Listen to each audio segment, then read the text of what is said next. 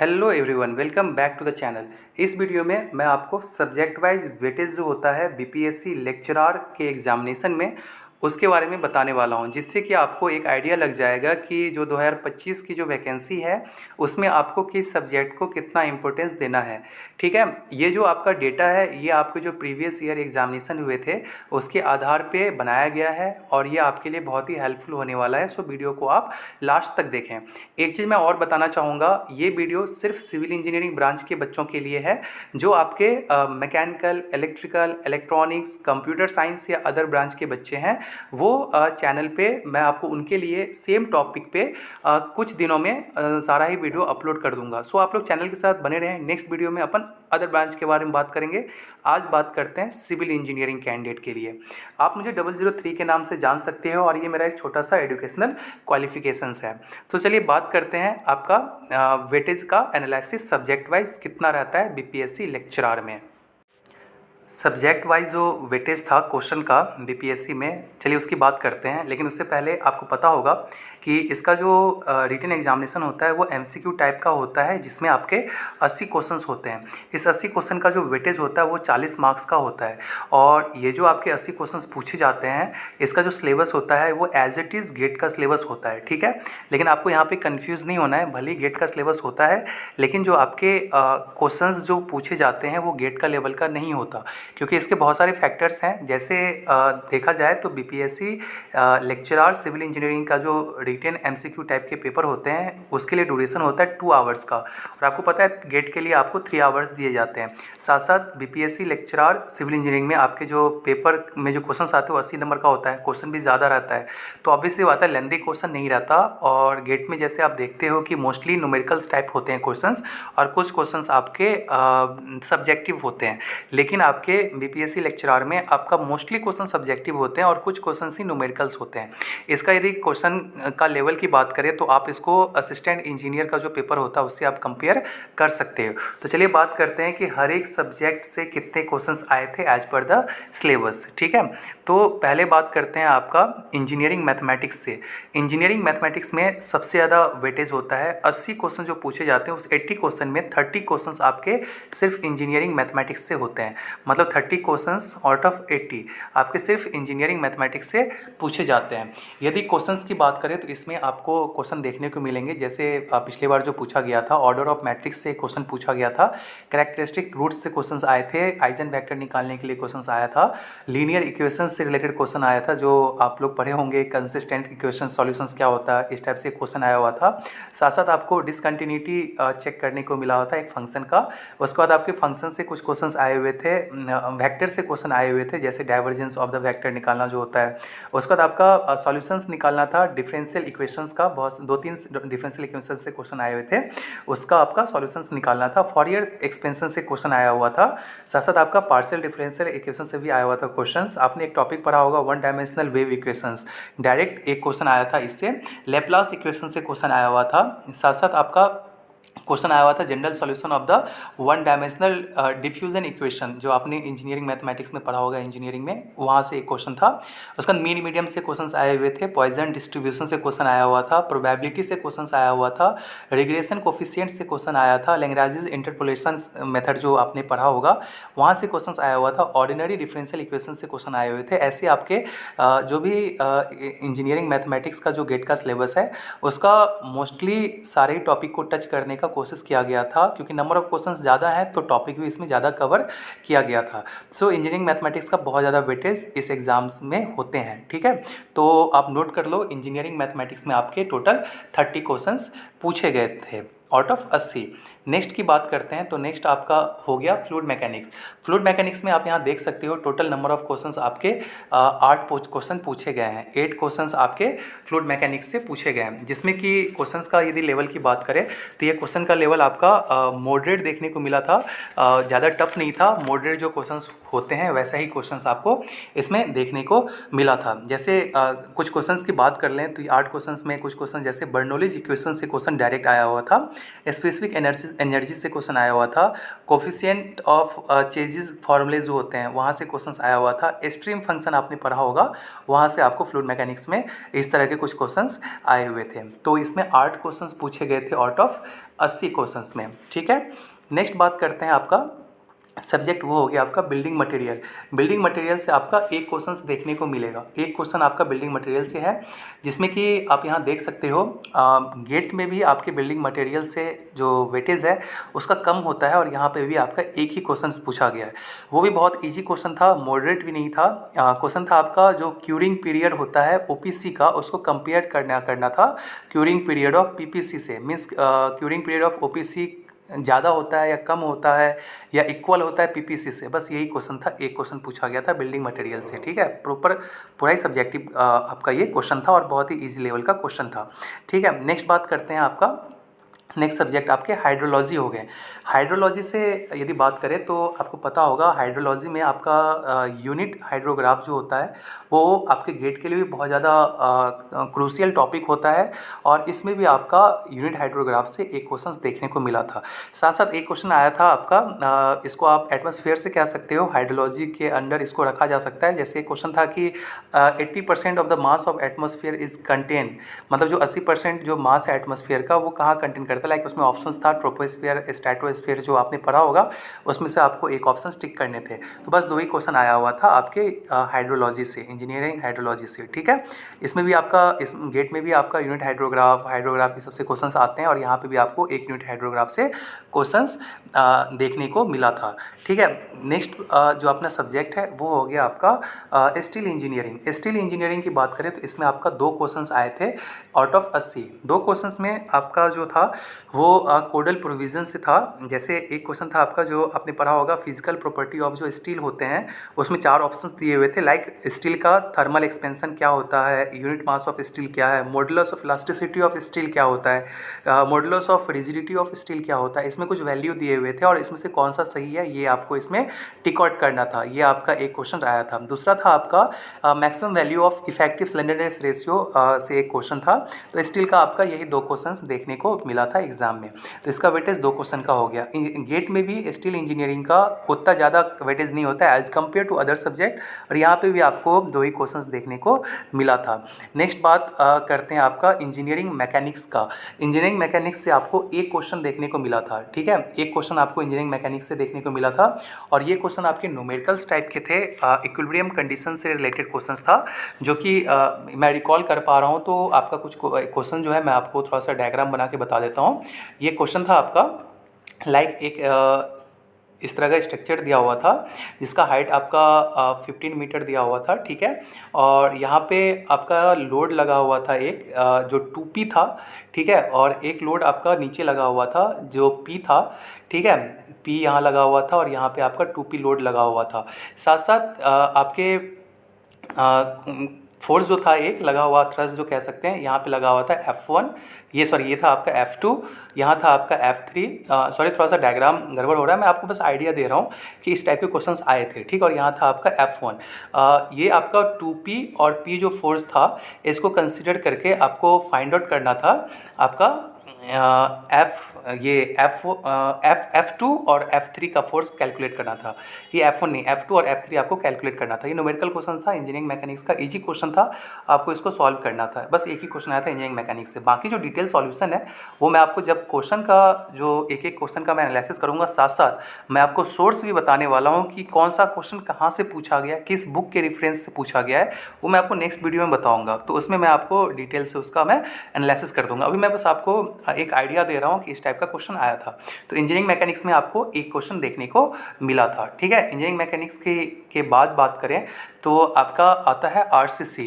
ठीक है, आरसीसी का आपको इसमें 5 क्वेश्चंस का वेटेज देखने को मिल रहा है, और सारे इसमें से मैक्सिमम जो क्वेश्चन थे ये आपके कोडल प्रोविजन से ही क्वेश्चन था। आरसीसी में जो 5 क्वेश्चंस आए हुए हैं इसमें से जैसे एक कोडल प्रोविजन से डायरेक्ट क्वेश्चन आया हुआ था कि इफेक्टिव फ्लैंज विड्थ क्या होता है टी बीम का। टी बीम का जो इफेक्टिव फ्लैंज विड्थ होता है, फॉर्मूला होता है जो आप लोगों को पता होगा, वो डायरेक्टली उस क्वेश्चन आए हुए थे, 4 ऑप्शन दिए हुए थे, उसमें से एक टिक करना था। दूसरा क्वेश्चन था आपका बॉन्ड फेलियर से क्वेश्चन था, लाइक मतलब the bond failure in RCC structure between concrete and steel is, इसमें 4 ऑप्शन दिए हुए थे, उसको उसमें आपको टिक आउट करना था, सही आंसर। नेक्स्ट आया था आपका डेवलपमेंट लेंथ से क्वेश्चन आया हुआ था, एक क्वेश्चन था 1B स्लैब का क्वेश्चन था।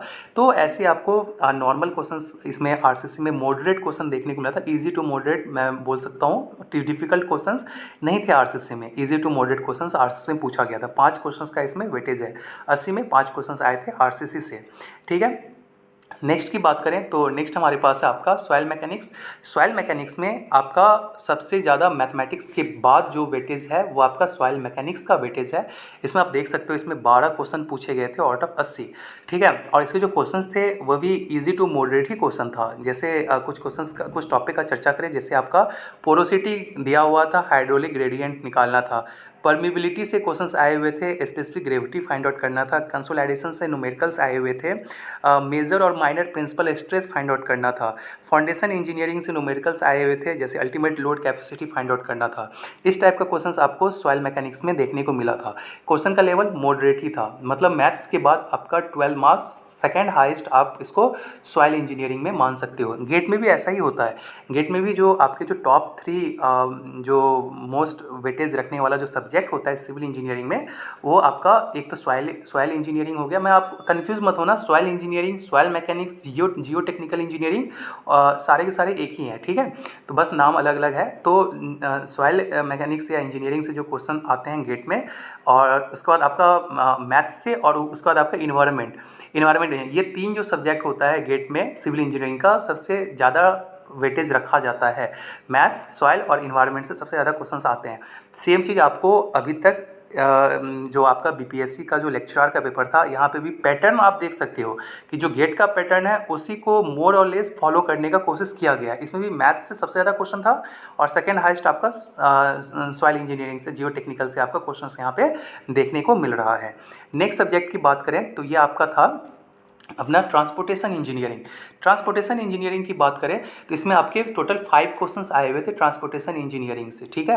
5 क्वेश्चंस जो थे ये भी आपको इजी क्वेश्चन था, कुछ न्यूमेरिकल्स थे बेशक इसमें ट्रांसपोर्टेशन इंजीनियरिंग में, लेकिन मोस्टली क्वेश्चंस आपके इसमें सब्जेक्टिव था। जैसे आपके ट्रांजिशन कर्व से रिलेटेड एक क्वेश्चन था, सीवीआर टेस्ट से एक क्वेश्चन था, सॉफ्टनिंग पॉइंट आपने पढ़ा होगा वहाँ से क्वेश्चन था, ट्रैफिक इंजीनियरिंग से एक न्यूमेरिकल आया हुआ था, ठीक है, फिर हाईवे मटेरियल से कुछ क्वेश्चंस थे। तो ऐसे करके आपको इन सब टॉपिक से आपको 5 क्वेश्चंस देखने को मिले थे ट्रांसपोर्टेशन इंजीनियरिंग, और मोस्ट ऑफ द क्वेश्चन आपके हाईवे इंजीनियरिंग से ही पूछा गया था, ठीक है। नेक्स्ट बात करते हैं आपका जो हमारे पास सब्जेक्ट है वो है आपका इन्वायरमेंटल इंजीनियरिंग की बात करें तो इसमें भी आपके इस पेपर में तो सारे ही क्वेश्चन आपका सब्जेक्टिव ही देखने को मिला था। जैसे आपको हार्डनेस ऑफ वाटर से रिलेटेड एक क्वेश्चन आया था, इसमें टोटल आपके 6 क्वेश्चंस पूछे गए इन्वायरमेंटल में, जिसमें आपका हार्डनेस ऑफ वाटर से क्वेश्चन था, वाटर बॉर्न डिजीज जो होते हैं उसमें कुछ ऑप्शंस दिए होते उसमें आपको सेलेक्ट करना था, सर्विस कनेक्शन आपने पढ़ा होगा आपके इन्वायरमेंटल इंजीनियरिंग में, स्पेशली जो वाटर सप्लाई का जो टॉपिक है उसमें आपका सर्विस कनेक्शन से एक क्वेश्चन था, बीओडी से रिलेटेड एक क्वेश्चन आया हुआ था, ठीक है, उसका डिसइंफेक्शन ऑफ वाटर से रिलेटेड एक क्वेश्चन आया था। हर एक मुझे लगता है कि हर एक 3-4 मतलब 7-8 एग्जाम में आपके 4-5 एग्जाम्स में पूछ ही दिया जाता है, activated carbon is used for, ये क्वेश्चन आया था, बहुत ही इजी और बहुत ही हॉट क्वेश्चन इसको कह सकते हैं। इन्वायरमेंटल इंजीनियरिंग के बहुत सारे एग्जाम्स में आपको ये क्वेश्चंस देखने को मिलेंगे, तो यहाँ से एक क्वेश्चन आया था। तो आपके टोटल इन्वायरमेंटल इंजीनियरिंग से 6 क्वेश्चंस हैं, ठीक है। तो आपका ये थर्ड हाईएस्ट, जैसे गेट में इन्वायरमेंटल इंजीनियरिंग जो 3 हाईएस्ट सब्जेक्ट होते हैं गेट में, वैसा आपको इन्वायरमेंटल इंजीनियरिंग थोड़ा सा कम पूछा गया है, ठीक है। लेकिन 6 क्वेश्चंस है, वेटेज में इसको भी नेगलेक्ट नहीं कर सकते, ये अच्छा वेटेज को अपन मान सकते हैं, ठीक है। नेक्स्ट बात करते हैं आपके स्ट्रक्चरल इंजीनियरिंग से। स्ट्रक्चरल इंजीनियरिंग में आपका एक क्वेश्चन पूछा गया था, ठीक है, एक क्वेश्चन बस था, और ये एक क्वेश्चन भी आपके ईजी ही थे। जैसे एक क्वेश्चन था, आप सभी आंसर दे दोगे कि maximum deflection of a simply supported beam occurs at 0, मतलब ये सिंपली सपोर्टेड एक्सप्लोडेड बीम था और उससे रिलेटेड था कि मैक्सिमम डिफ्लेक्शन कहाँ पे होगा, ऐसा कुछ क्वेश्चन था, मैं यदि रिकॉल कर पा रहा हूँ तो ऐसे रिलेटेड एक क्वेश्चन था आपके, ठीक है, आपकी ये स्ट्रक्चरल इंजीनियरिंग से। तो ये भी आपका इजी क्वेश्चन है। स्ट्रक्चरल इंजीनियरिंग का गेट में भी कम वेटेज होता है और आपका यहाँ पे भी आपको कम वेटेज देखने को मिला था। नेक्स्ट बात करते हैं आपका, ये है आपका सर्वेइंग एंड रिमोट सेंसिंग से। सर्वेइंग एंड रिमोट सेंसिंग का जो आपका वेटेज है नंबर ऑफ क्वेश्चंस का, वो आपको ठीक ठाक देखने को यहाँ पे मिल रहा है। इसमें आपको total number of questions 7 questions देखने को मिल रहे हैं, ठीक है। 7 क्वेश्चंस आपका सर्वेइंग एंड रिमोट सेंसिंग से है। यहाँ पे कुछ लोगों को, कुछ कैंडिडेट को थोड़ा सा डिफ़िकल्ट क्वेश्चंस लग सकते हैं, क्योंकि जो ट्रेडिशन होता है कंपास सर्वेइंग, चेन सर्वेइंग, ये सारे क्वेश्चंस, इस टाइप के क्वेश्चंस आपको बीपीएससी लेक्चर में देखने को नहीं मिला था। हाँ, बेशक एक एरर से क्वेश्चंस आया हुआ था, एक्सीडेंटल एरर से, लेकिन इन जनरल क्वेश्चंस नहीं आके थोड़ा सा आपको मतलब है, पूछा तो ईजी गया था, लेकिन लास्ट के टॉपिक बच्चे पढ़ते नहीं है, इसलिए उनको थोड़ा सा डिफिकल्ट लग सकता है। जैसे कि ये क्वेश्चन था, the height displacement on a vertical photograph से एक क्वेश्चन था, ठीक है। विजुअल इमेज इंटरप्रिटेशन से क्वेश्चन था एक, minimum number of control point required for geo referencing the image with error estimation, मतलब वही आपके इमेज, फोटोग्राफ और इस सबसे सारे क्वेश्चंस आए हुए थे, ठीक है। तो ये क्वेश्चन डिफिकल्ट नहीं होता, बस बच्चे इन सब टॉपिक पे थोड़ा ध्यान कम देते हैं, इसलिए उनको थोड़ा लगता है। लेकिन इसका यदि देखा जाए तो मैं इजी टू मॉडरेट बोलूँगा, लेकिन हाँ, कुछ कैंडिडेट के लिए डिफिकल्ट भी हो सकता है कुछ क्वेश्चंस, लेकिन मैं मॉडरेट ही इसको लेके चलूँगा। तो सर्वेइंग एंड रिमोट सेंसिंग से भी आपका एक क्वेश्चन था जो कि मॉडरेट था, ठीक है, और कुछ कैंडिडेट के लिए इसको डिफिकल्ट मान सकते हो, लेकिन मॉडरेट ही मैं मान के चलूँगा। मॉडरेट क्वेश्चन यहाँ से भी आए हुए थे, 7 क्वेश्चन था, अच्छा खासा इसका मतलब वेटेज था, ठीक है। नेक्स्ट यदि देखा जाए तो इसमें आपका सबसे जो हाईएस्ट जो नंबर ऑफ क्वेश्चंस आए थे वो आपका मैथमेटिक्स से क्वेश्चन आया था। मैथ्स से आपका सबसे ज़्यादा क्वेश्चन आया था आपके, जो था 30 मार्क्स का, ठीक है। मैथ्स के बाद यदि देखा जाए तो सेकंड नंबर का क्वेश्चन था आपका जियो टेक्निकल इंजीनियरिंग, जिसको सॉइल मैकेनिक्स भी कह सकते हैं।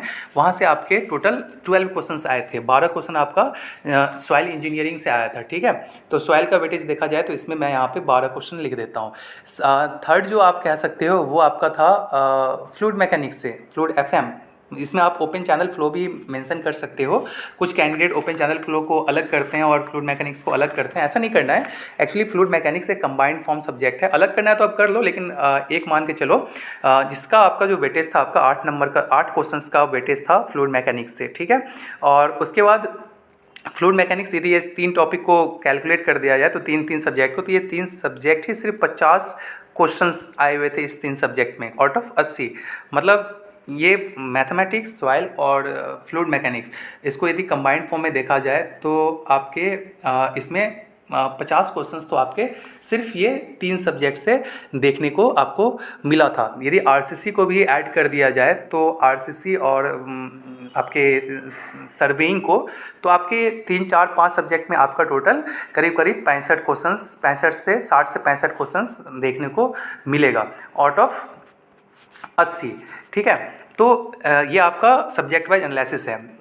एक चीज़ और, इसमें कुछ कैंडिडेट बोलेंगे कि सर बहुत सारे सब्जेक्ट ना छूट गए हैं, जैसे आपका स्ट्रेंथ ऑफ मटेरियल हो गया, इरिगेशन का पार्ट हो गया।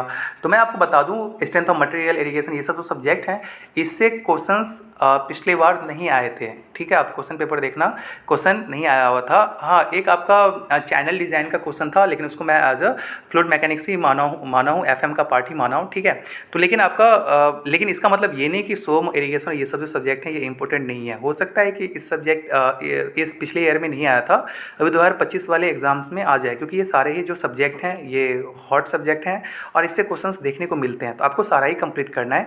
लेकिन वेटेज वाइज आप देखोगे तो मैथ्स तो आपको छोड़ के जाना ही नहीं है बिल्कुल भी इस एग्जाम के लिए।